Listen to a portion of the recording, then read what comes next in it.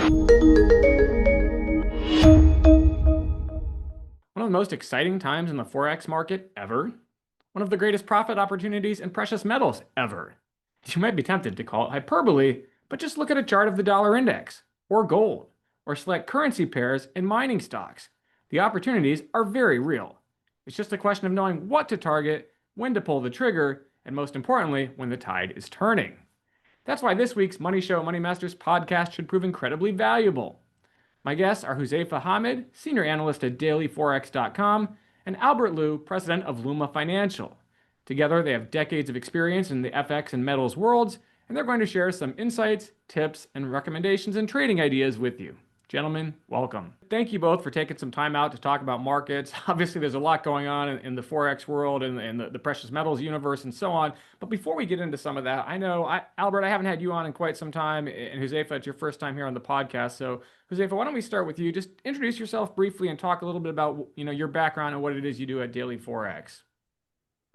Thank you very much. So my name is Huzefa Hamid. I'm a trader. I've been trading Forex, spot Forex, some equity indexes as well, futures contracts, and some other miscellaneous instruments. I started off with equities. I've really been a retail trader, a self-employed trader for some decades now. I started trading in high school. I did some consulting work for PricewaterhouseCoopers and then Deloitte. But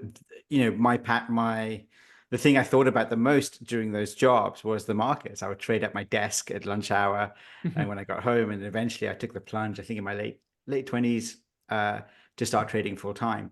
Kind of parallel to that for the last decade or so, I have the title Senior Analyst at Daily Forex.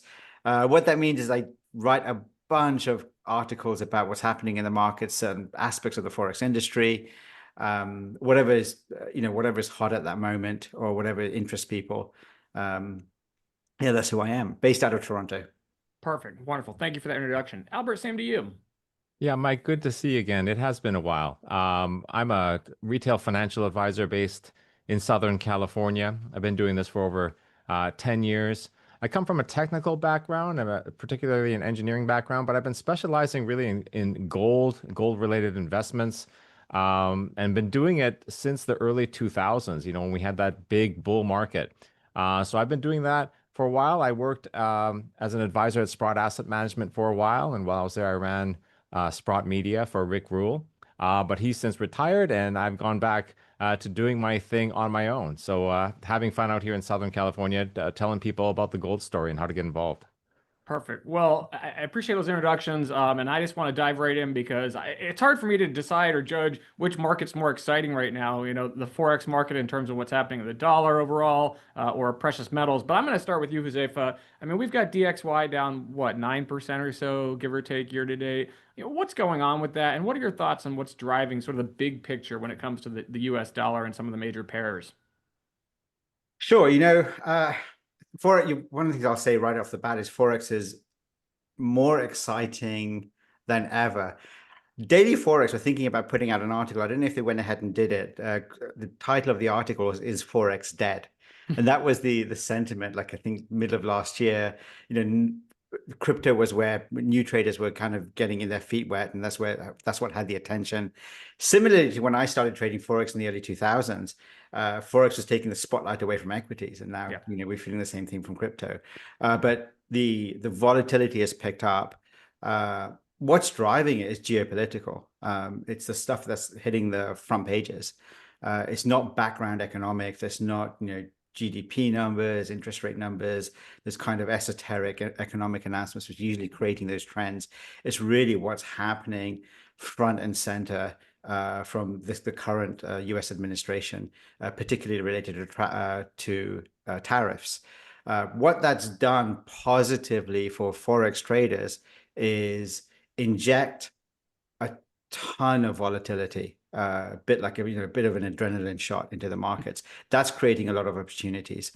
Anybody who looks at a Forex chart, DXY, for example, they'll see, as you said, it's down 9%.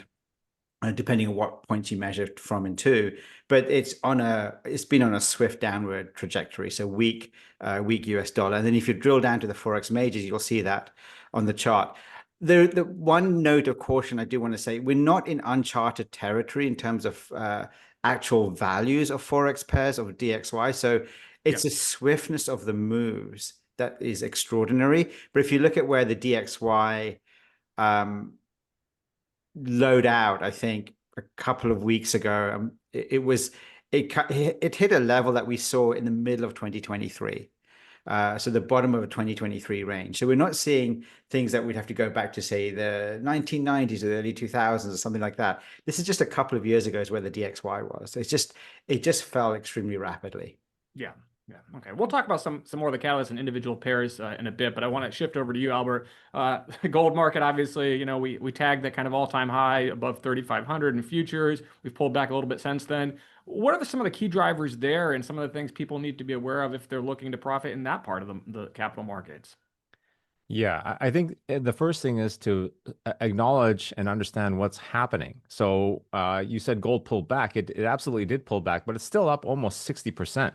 I'm sorry, gold stocks up 60%, gold itself up almost 30% year to date.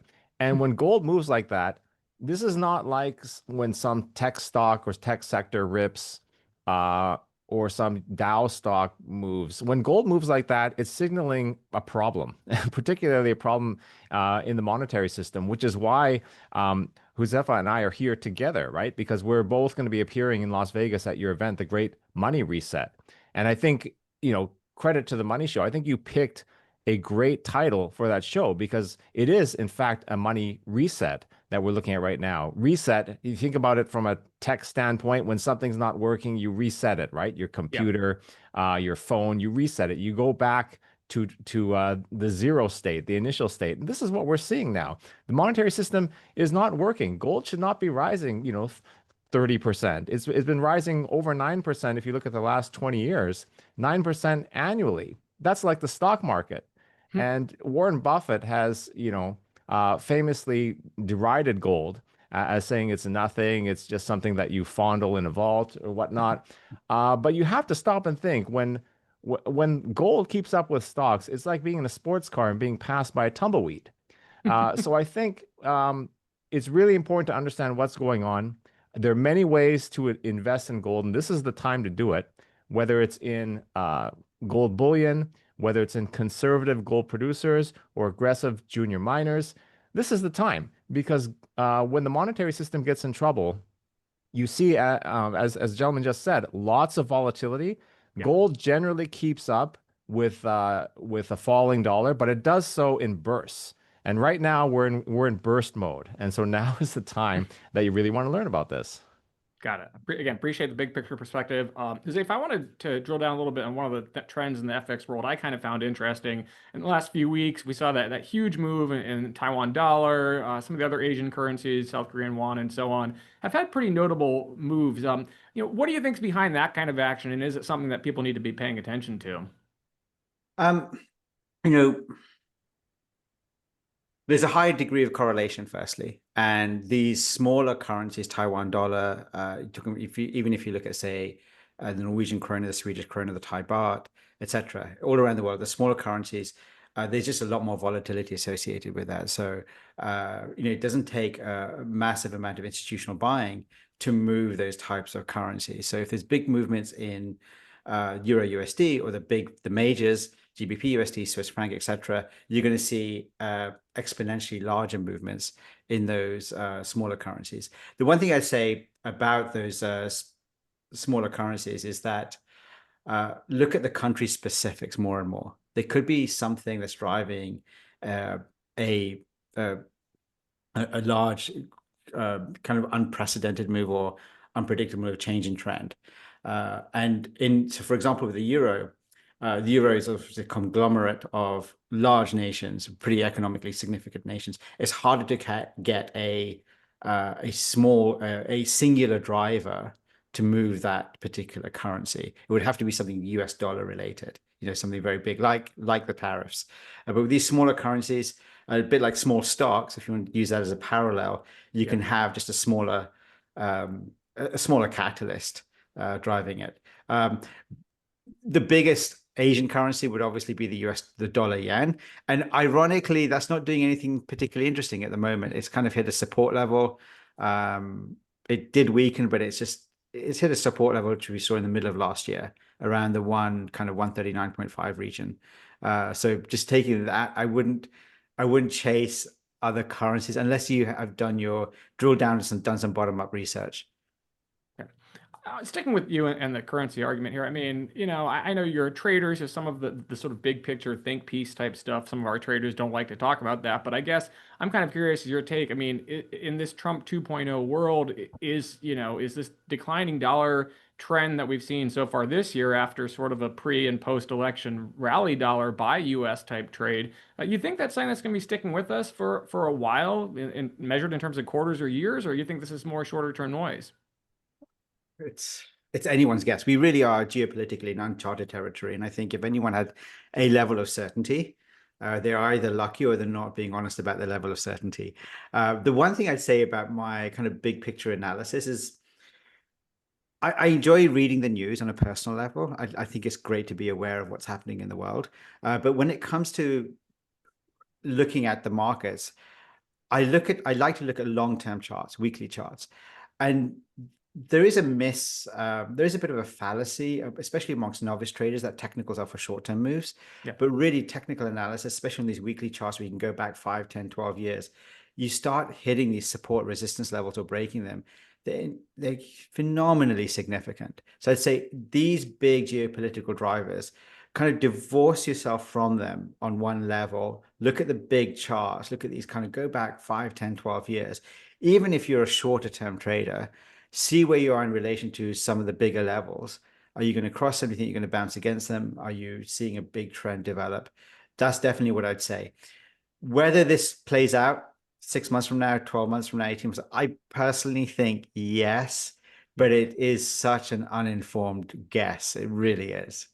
Understood. Well, it's great to give some of those technical guideposts and things that you're looking at in the charts. I think that's very helpful advice.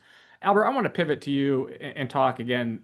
When early on in the move in gold, maybe last year and other things that we've seen, I know you and I personally talked about it, and I saw other commentary about how the stocks weren't really participating, but that's obviously changed in a big way in the mining space. What does that tell you about where we are in this cycle and this bull market, and kind of how would you, if at all, shift your approach to the markets now versus if you were trading precious metals and equities related to it last year? Right. And so that's kind of been a sore spot for gold investors the last couple of years, is the metal has moved extraordinarily, yet the equities seem to have been left behind. And the best explanation I've heard for that is what Rick Rule explained, that, look, these are different investors. You have central banks purchasing gold bullion. They're not in the business of buying equities, but that purchase in bullion does raise the price, and that in turn drives investors into gold equities. And that's finally what we're seeing now. So this is a natural progression of a gold bull market, from first the commodity rising to secondly the large equities rising, and then eventually the juniors rise in turn. Got it. Okay.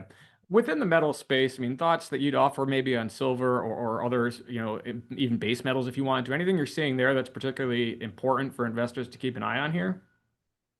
Yeah, I think if you're a speculator, then I think you definitely want to look at silver because if past patterns hold, gold moves first in the pattern that in the order that I sort of laid out just now.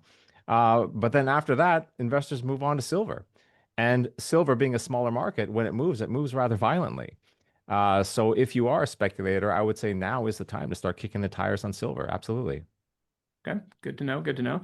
Huzefa, I guess a question I'd have for you is, within the currency world, are there any particular pairs that look intriguing to you at this point? Things people either might want to stay away from or potentially profit from? Again, in your experience. Oh my goodness. I hate to say it, but everything looks pretty interesting right now. The dollar CAD, I keep an eye on it from a personal level, being in Canada, but it hit a very long-term resistance level. And this resistance level was made first in December 2015, hit it again in 2020, and then it just bounced off it recently, some months ago, in early 2025. So if you bring up a weekly chart, maybe monthly, but a weekly chart, you should be able to see that pretty cleanly. So I think there's some bearish momentum on the US dollar CAD or strengthening Canadian dollar. I hate to copy and paste what Albert said 2 minutes ago, but I think gold is a tremendously exciting asset class. If you have a Forex account, the chances are you'll be able to trade gold on that Forex account. There's very few, I don't think any Forex brokers at all. GBP USD, it's not, I'd say there's not much happening GBP USD, dollar yen. There's been a strong support level that's been hit on Aussie dollar as well. So I think dollar CAD, Aussie dollar, pound dollar, I'd probably not stay away from a little bit, but euro dollar, it's bullish. I think there's some bullish momentum, 400-500 pips in the making over the next few months for a longer term trade. Got it. Yeah, Perfect. I like to when I pick out my charts, I try to figure out what is not going on first, and then that kind of gravitates me to what I should be looking at. Right, wonderful.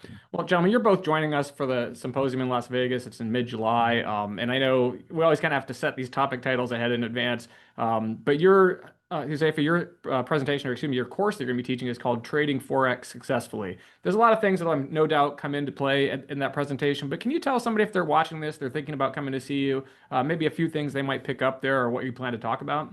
Yeah, absolutely. I've been trading Forex for about close to 2 decades, on and off. Maybe if you compress it to maybe a decade of full-time trading in that last 20 years.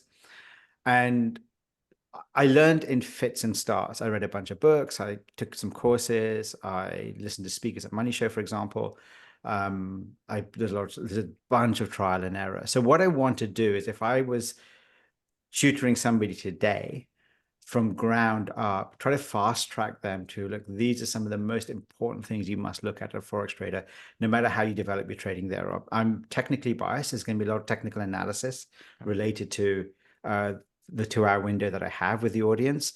I'm going to deliver a complete strategy towards the last quarter of that. So there's going to, the way I define a strategy is it will have entry rules, exit rules for stop loss, and take profit rules. Anybody can go out and then apply and start applying it to a few currency pairs. So I want to have like that takeaway, some very practical takeaway at the end. But essentially is, I look back, what could have saved me time? What roads did I go down which were not fruitful? Where should I focus my energy? I just want to be able to compress that learning curve as much as possible for people. Perfect. I appreciate that summary. Albert, I know you're going to be on a panel, and that one's called Riding the Bull Market in Metals. It's a panel course. You're going to be sharing the stage, but hopefully have plenty of time of your own in that event. What are, a few of the takeaways you think somebody's going to get when they come join you in Vegas?